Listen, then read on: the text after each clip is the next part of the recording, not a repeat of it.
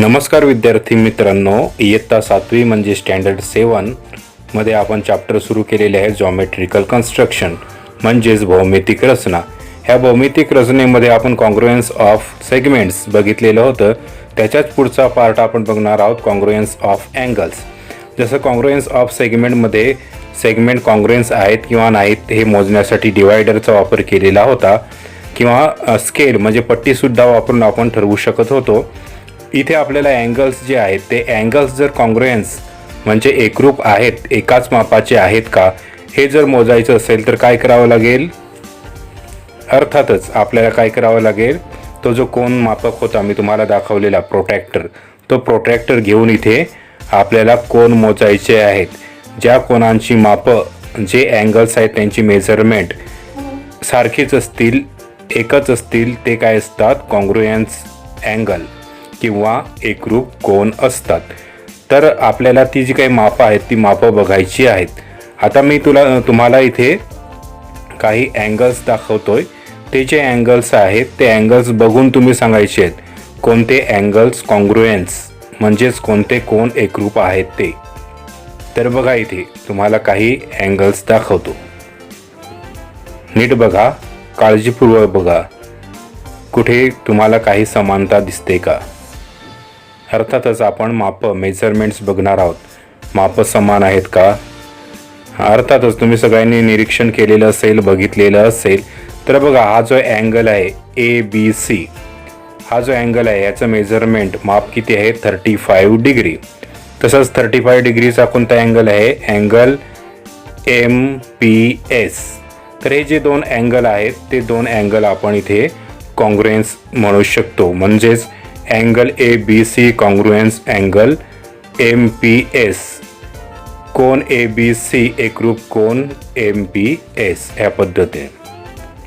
दुसरं जर बघितलं अँगल NIT, हा जो आहे तो 90 डिग्रीचा आहे. इथे दुसरा कोणता आपल्याला 90 डिग्रीचा दिसतो? तर अर्थात SRI. हे जे दोन अँगल आहेत ते 90 डिग्रीचे आहेत, तर ते कॉन्ग्रुएन्स आहेत, कॉन्ग्रुएंट आहेत. तिसरं जे आहे ते तिसरं आपण बघणार आहोत. तर ते तिसरं आपण कशा पद्धतीने बघणार? तर बघा, अँगल PTQ किती आहे डिग्रीचा? 100 डिग्री, 100 अंश. तर अँगल RTS कितीचा आहे? 100 अंशांचा, म्हणजेच 100 डिग्रीचा. तर हे जे दोन अँगल आहेत ते दोन अँगल काय आहेत? कॉन्ग्रुएंट आहेत. आता पुढे आता ह्यांच्या जे जोड्या आहेत त्या जोड्या आपण लिहून काढणार आहोत. ठीक आहे, तर जोड्या लिहून काढणार आहोत. तर अशा पद्धतीने ज्या काही जोड्या आहेत त्या आपण लिहून काढलेल्या आहेत, त्या मी वाचतो. Angle ABC congruent angle MPS म्हणजेच कोन ABC एकरूप कोन MPS.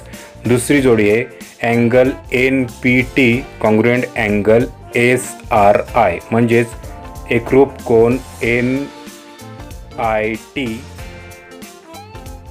एकरूप SRI.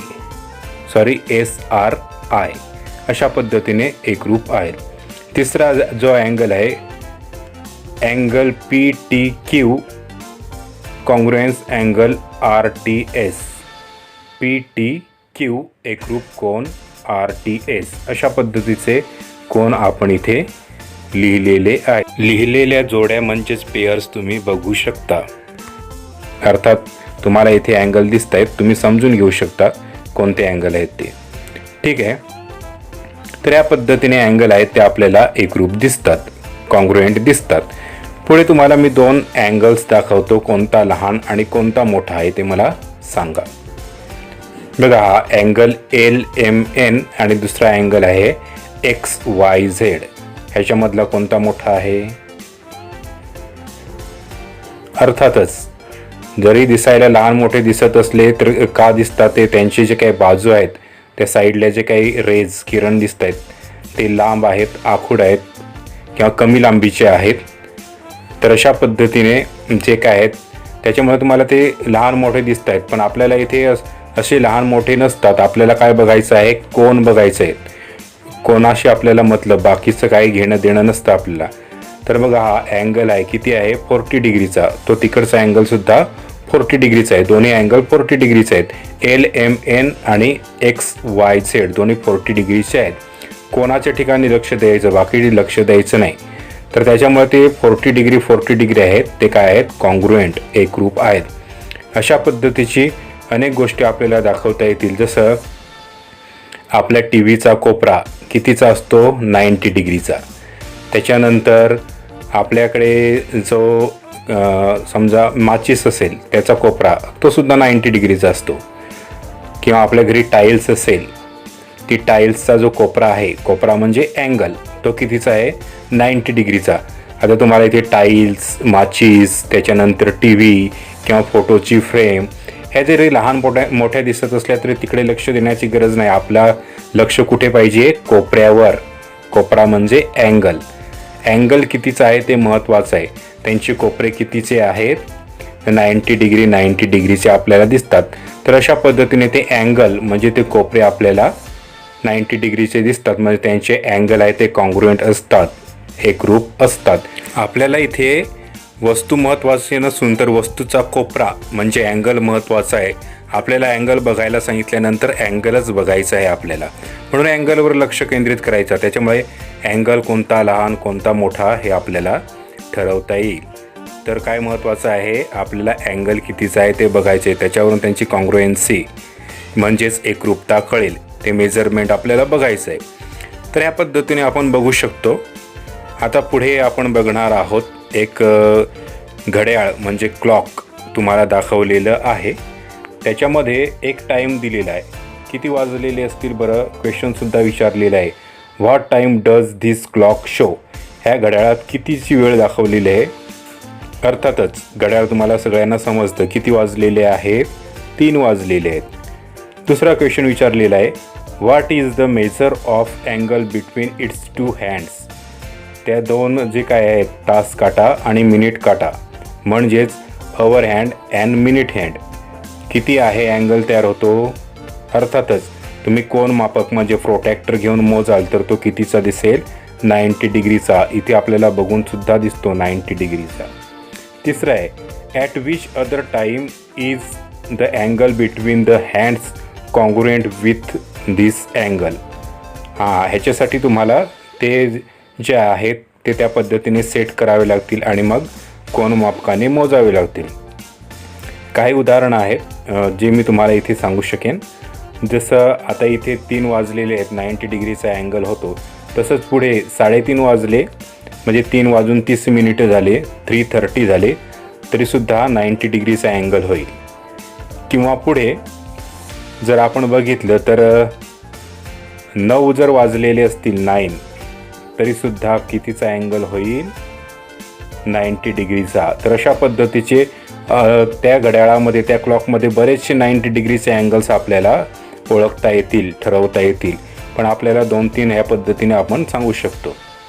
तर ह्या पद्धतीने अँगल जे आहेत त्यांची कॉन्ग्रुएन्सी, त्यांची एकरूपता आपल्याला वेगवेगळ्या ठिकाणी बघायला मिळेल. तर त्याच्यामुळे आपल्या घरात जितकी काही साहित्य आहे, जसं मी आता तुम्हाला टी व्ही सांगितलं, टाईल्स सांगितल्या, अशा बऱ्याचशा गोष्टी आहेत, त्याच्याकडे बघा आणि त्यांचे अँगल बघा.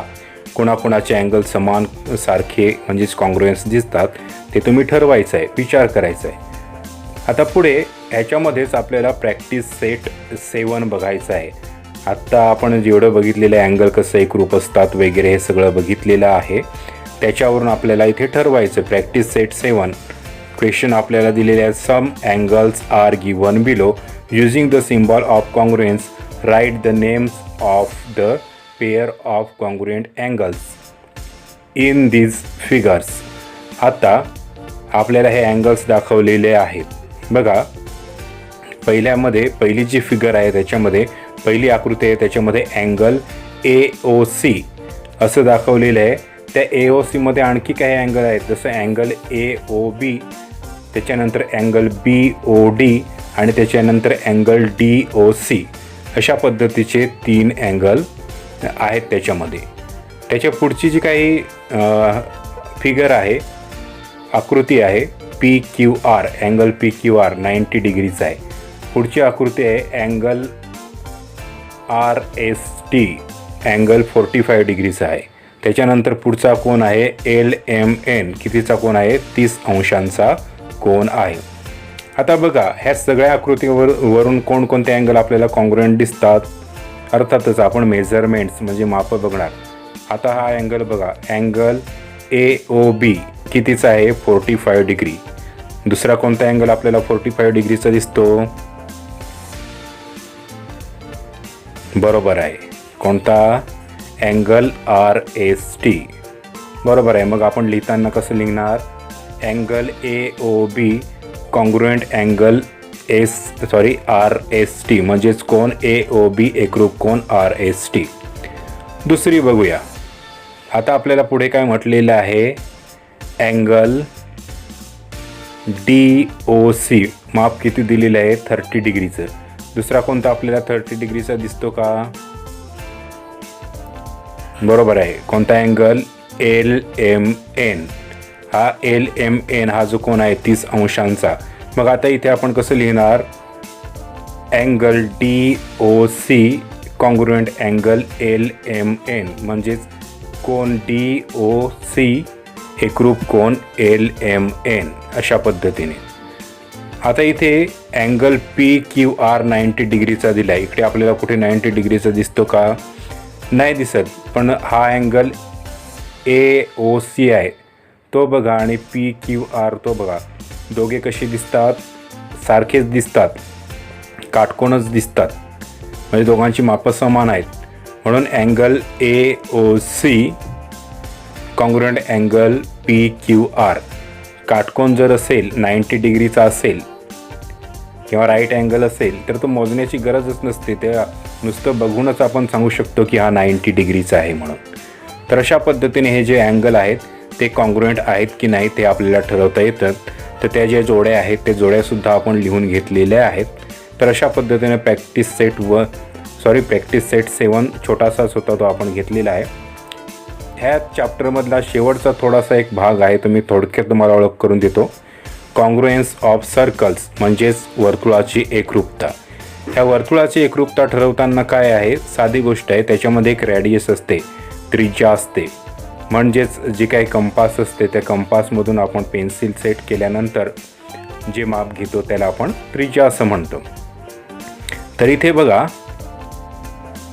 आता इथे तुम्हाला ज्या काही आकृत्या दाखवलेल्या आहेत बघा, A मध्ये जी काही त्रिज्या आहे, जी रॅडियस आहे ती 1 सेंटीमीटर आहे. B मध्ये जी रॅडियस आहे ती 2 सेंटीमीटर आहे. C मध्ये जी रॅडियस आहे ती 1 सेंटीमीटर आहे आणि D मध्ये जी रॅडियस आहे ती 1.3 सेंटीमीटर आहेत. मग ह्याच्यामधले कोणते सर्कल कॉन्ग्रुएंट आहेत, तर पहिला सर्कल म्हणजे A जो सर्कल आहे तो आणि तिसरा सर्कल म्हणजे C जो सर्कल आहे तो, असे हे कॉन्ग्रुएंट म्हणजे एकरूप सर्कल आहेत. कारण की दोघांचे त्रिज्या म्हणजे रॅडियस 1 सेंटीमीटर आहेत. आता इथे रॅडियस तुम्हाला लिहून दाखवलेली आहे. बऱ्याच ठिकाणी अशा पद्धतीने रॅडियस म्हणजे त्रिज्या लिहून दाखवलेली नसेल, मग तुम्ही ती पट्टी घेऊन मोजायची, स्केल घेऊन मोजायची आहे. आणि स्केल घेऊन जेव्हा तुम्ही मोजाल तेव्हा तुमच्या लक्षात येईल हे जे वर्तुळ आहे किंवा हे जे सर्कल आहे ते एकरूप आहे किंवा नाही. तर ह्या चॅप्टरमध्ये आपण सर्कलबद्दल जास्त माहिती घेणार नाहीत. पुढच्या भविष्यात जे काही चॅप्टर्स येतील त्याच्यामध्ये आपण सर्कल्सची व्यवस्थित माहिती घेणार आहोत. तर इथे आपण सर्कलची थोडक्यात माहिती घेतलेली आहे. तर थांबूया आपण इथे आणि हे जे चॅप्टर आहे ते इथे संपलेलं आहे. शेवटी जे आहे मी तुम्हाला ज्या काही डेफिनेशन्स आहेत किंवा आपण त्याला फेनॉमेनॉन्स म्हणजेच थोडक्यात संज्ञा असं म्हणूया, एकरूपतेच्या कॉन्ग्रुएन्सच्या ज्या काही संज्ञा आहेत त्या मी इथे तुम्हाला लिहून देणार आहे. त्या तुम्ही वाचायच्या आहेत, नीट लक्षात ठेवायच्या आहेत आणि वहीमध्ये साधारणतः 5 वेळा लिहून काढायच्या आहेत, म्हणजे तुमच्या त्या चांगल्या लक्षात राहतील. तर ठीक आहे, थांबूया. हे जे काही चॅप्टर आहे ते आपलं संपलेलं आहे. पुढच्या वेळेस आपण दुसरं चॅप्टर घेऊया. धन्यवाद. थँक्यू.